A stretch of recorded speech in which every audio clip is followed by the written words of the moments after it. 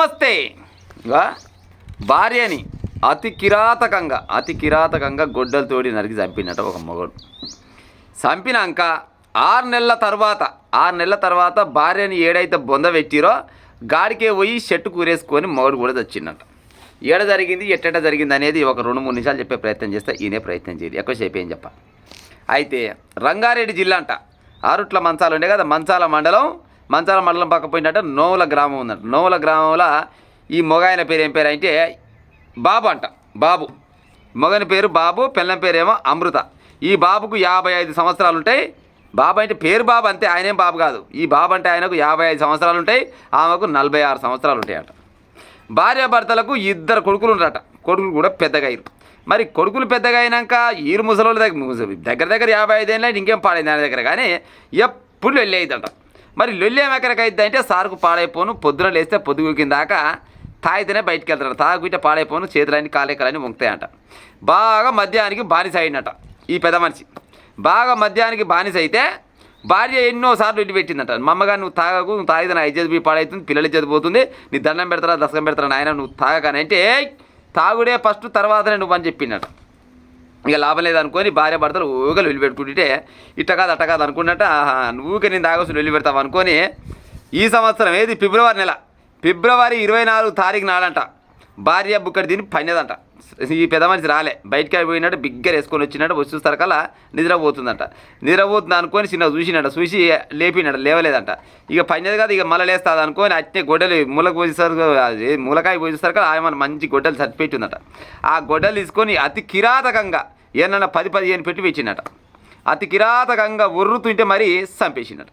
చంపుతున్నాగానే వాళ్ళు కలిసి ఏమో లొల్లే అనుకో వీళ్ళు ఇంట్లోకి వచ్చి చూస్తారు కల్లా అప్పటికే ఈమె జీవిడిచింది, ఈయన మాత్రం ఇంట్లోకి పోయినట. ఇంట్లోకి పోయి తర్వాత దగ్గర పెట్టుకొని దాన్ని చంపినా నేను కూడా చచ్చిపోతా అనుకొని ఈయన ఆత్మహత్య చేద్దామని ఈయన ప్యాన్ కూరేసుకుంటున్నట.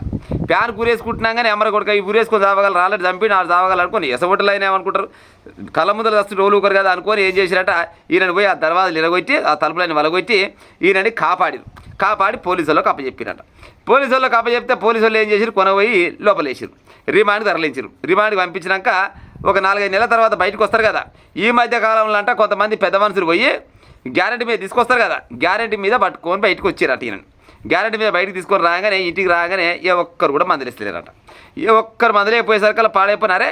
సరే నేను తప్పో ఒప్పో చేసినా పోయి జైలుకి అయితే పోయి వచ్చిన, కనీసం ఇన్ని రోజుల తర్వాత పోయేస్తే మరి బాగున్నవా అని అడిగే కాలం లేదు, తిన్నవా అని అడిగే కాలం లేదు, ఉన్నవా అని అడిగే కాలం లేదు, పైనవా అని అడిగే కాలం లేదు. పాడైపోను, నా బతుకు నాశనం అయిపోను, ఇంకెందుకు బతుకరా ఈ బతుకు అనుకుంటూ మరి ఎట్ట అనుకున్న పాడే ముసలోడు అంటే 55 ఏళ్ళలో ఉన్నాడు. మరి ఆయన ఎంత వసికుండా ముసలోడు మన పేపర్లో పోటీ అయితే ఆయన ఏమి చేయలేదు. కానీ ఎవ్వరు మందులు అయిపోయేసరికి ఆ పానం అంతా కింద మీద అయిందట. లాభం లేదు, నీ బతుకు పాడైపోను, ఈ బతుకు అవసరం అనుకున్నట. చిన్నగా బాయికాడికి పోయినట. బాయికాడికి పోతాలకల్లా ఏది భార్యని ఏడైతే బొంద పెట్టిరో ఆ బొంద పెట్టి దాని పక్క పోయింటే ఒక 50 చెట్టు ఉందట. 50 చెట్టు కిందికి పైకి చూసినట్టు. ఇక లాభం లేదు, నేను బయటికి పోయినా కానీ ఓళ్ళు వీళ్ళ మందలేరు, మళ్ళీ ఎన్నడో నాడు మళ్ళీ జైలుకే పోవాలి. ఇక ఈ బతికేది అనుకున్నట్ట అట్నే గోషుడ విక్కున్నట్ట ఇతరు పైకి ఊరేసుకొని ఏలాడబడ్డారు. కథం ఇక దగ్గర వాళ్ళు ఎంతో కొందరుగారే పోయినోడు వాయ ఇంకా రాకపోయి ఎక్కడ అనుకొని చిన్నగా జాడ పట్టుకొని బైకాడికి పోయేసరికల్లా ఊతున్నట్ట. కొని పాడైపోయిన ఎంత పని అనుకొని చూస్తారక ఎప్పటికో చచ్చిపోయి నీళ్ళు బిర్రబిసికి 7 కాడికి శివలని పెట్టాట. చూడురే, తాగుడు పాడైపోను, తాగిన మైకంలా భార్యని అతి కిరాతకంగా చంపే. సరే తాగిండంటే భార్య అన్నప్పుడు ఏదో లుల్లి పెడతా కాడికి ఓ దెబ్బ కొట్టిండో లేకపోతే ఓ మాట అన్నడో ఇచ్చి పెడితే అదో లెక్క.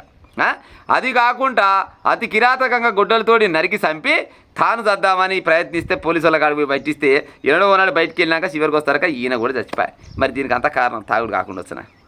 మరి ఆ తాగుడు ఒక్కడి బంద్ చేసుకుంటే సరే, బంద్ చేసుకొని మొత్తం బంద్ చేయమని నేను అని చెప్తాను. కానీ ఎంతో కొంత తక్కువ తాగుతామే. తక్కువ తాగి వచ్చి భార్య పిల్లలతోటి జరంతా ఆనందంగా హాయిగా ఉంటే అదో భాగం.